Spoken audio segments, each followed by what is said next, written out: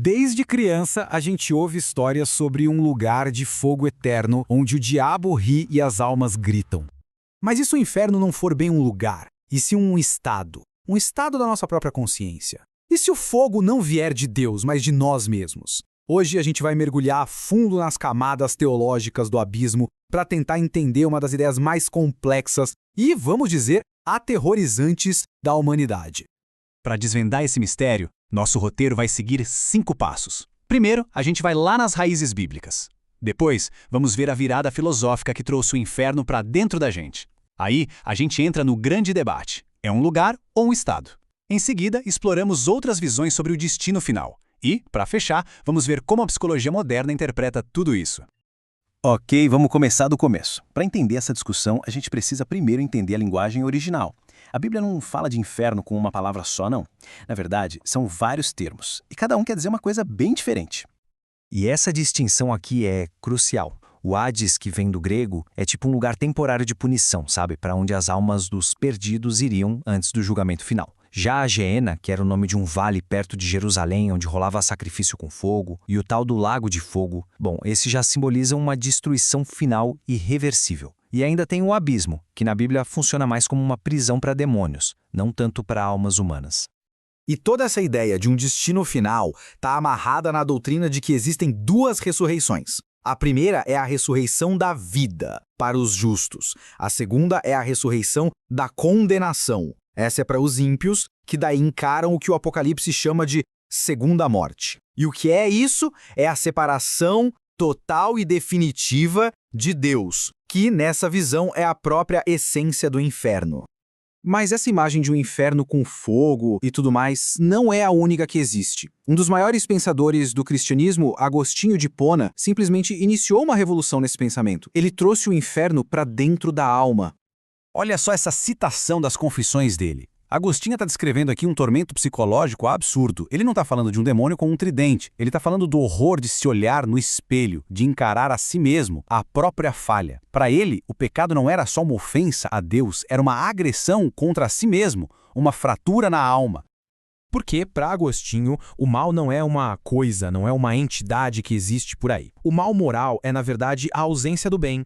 É uma escolha da nossa vontade livre que se afasta de Deus, que é o bem supremo, para se apegar a coisas menores. É, no fundo, uma desordem interna. E a conclusão de Agostinho é simplesmente revolucionária. O castigo do pecado não é algo que Deus impõe de fora. O próprio ato de pecar já é o castigo. É a angústia de uma alma quebrada, a infelicidade de estar longe da fonte de toda alegria. O inferno, então, começa aqui e agora, dentro da nossa consciência. Isso leva a gente direto para o centro do debate teológico. A ideia de Agostinho foi super poderosa, claro, mas não resolveu a questão de vez. Afinal de contas, o inferno é um lugar físico, real, ou é um estado de consciência? Bom, séculos depois, Tomás de Aquino, outro gigante da teologia, defendeu a ideia de um inferno literal, um lugar mesmo. E por quê? Porque para ele, o ser humano não é só alma, é uma união de corpo e alma. Então, para a punição ser completa e justa, o corpo também precisa participar. Por mais bizarro que pareça, a ressurreição dos condenados seria um tipo de bem metafísico, porque restaura a pessoa por inteiro, para que aí sim ela possa receber a punição na sua totalidade.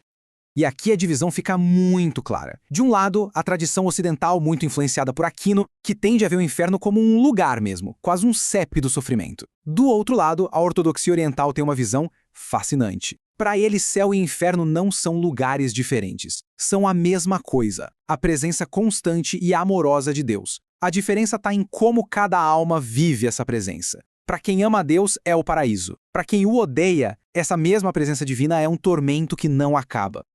Mas a discussão não para por aí, não. Essa ideia de um sofrimento consciente que dura para sempre sempre gerou um certo desconforto, até teológico, e isso abriu espaço para o surgimento de outras visões sobre o destino final dos condenados. A gente pode resumir em 3 correntes principais. O tradicionalismo, que é a visão clássica do tormento eterno. Mas também existe o aniquilacionismo. Essa visão defende que os ímpios simplesmente deixam de existir depois do julgamento. A punição é o fim da existência, não um sofrimento sem fim. E tem uma visão parecida, o condicionalismo, que diz que a imortalidade não é algo natural da alma, mas um presente de Deus só para quem é salvo. Quem não é salvo, então, seria destruído.